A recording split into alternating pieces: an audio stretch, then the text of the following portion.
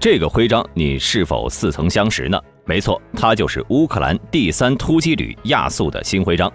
如今呢，随着俄乌交换战俘活动消失于马里乌波尔钢铁厂的亚速营已被乌克兰重新复活了，不仅扩编为乌陆军第3突击旅，其成员还宣称要为泽连斯基收复克里米亚。那么复活后的亚速营和此前有什么不同？乌克兰收复克里米亚又还需要哪些准备呢？咱们接着往下看。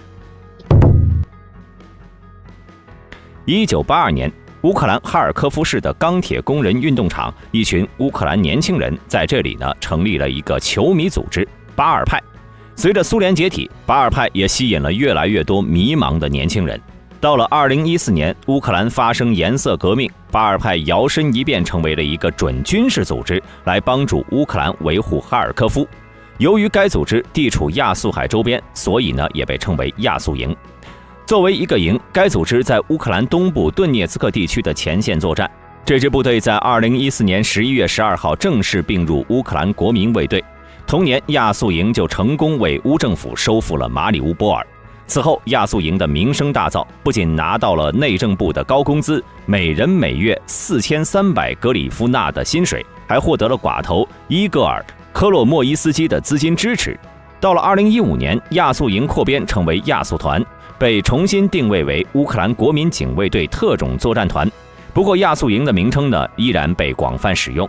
截止2019年，亚速团重返顿巴斯前线的时候呢，亚速团共有2个摩托化步兵营，一个装备120毫米和82毫米迫击炮的迫击炮连，一个装备D30的榴弹炮连和一个 T64坦克连，以及侦察单位、多个狙击小组和无人机小组、专业的后勤单位以及自己的工程和研究团队。后来在2022年初，亚速团的第2营和部分炮兵单位前往基辅备战，而留守驻地的第1营和团属坦克连则毁于马里乌波尔保卫战，几乎所有的重装备都在战斗中被毁了。2营营长马奇塔纳托奇被任命为代理团长，并领导剩下的单位进入乌东前线。这支有名的部队也逐渐淡出了人们的视野。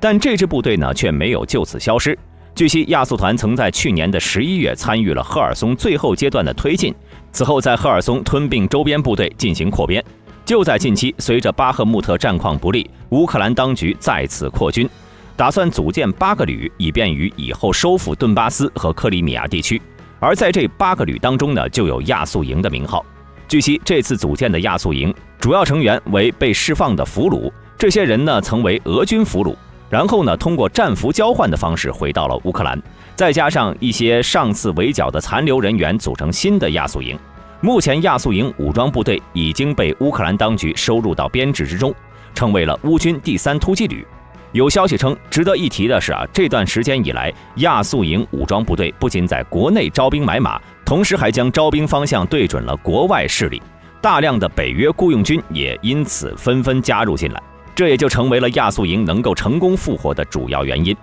现如今更名为第3独立旅的亚速营，原亚速官号仍将其称为亚速 SSO、Azov SSO， 但所有的新发的相关影像已经改为了突击楔文，可以确定的，这是一支亚速渊源的部队，并且呢是第1支亚速系旅级部队，也是第1个正式隶属于乌克兰陆军的亚速部队。这也可以看作是亚速部队去除前辈元素，走向正规化的一个里程碑事件。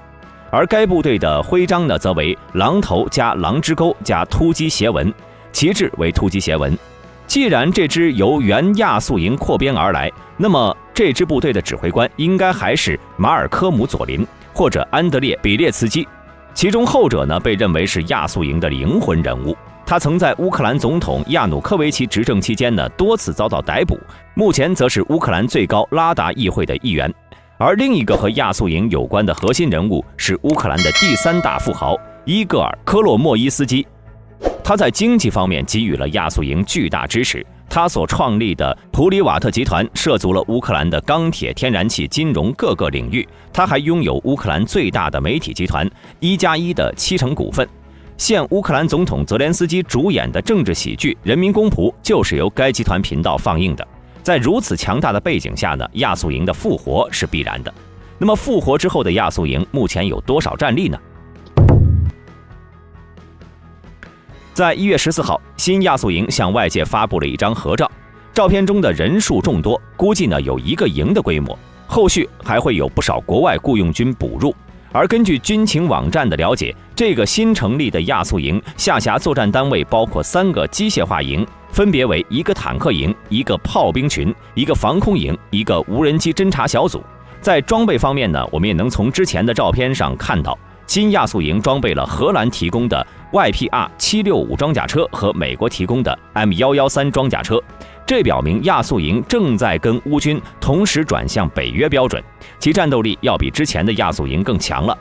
除此之外呢，乌克兰还给亚速营配有 T-80U、T-64B1M 坦克、122毫米榴弹炮等武器，再加上如今的亚速营正处于俄乌对抗的第一线，在北约坦克到来之后呢，想必亚速营也很快能够用上豹2坦克。除此之外，该旅还拥有2辆从俄军那里缴获来的 T90A 坦克。而最后的这个无人机侦察小组是一个支援单位，在赫尔松前线创立，最开始的时候呢，应该和亚速营是没什么关系。它主要任务呢是为友邻炮兵单位提供侦察定位情报。待到赫尔松被收复后，该小组经过短暂的休整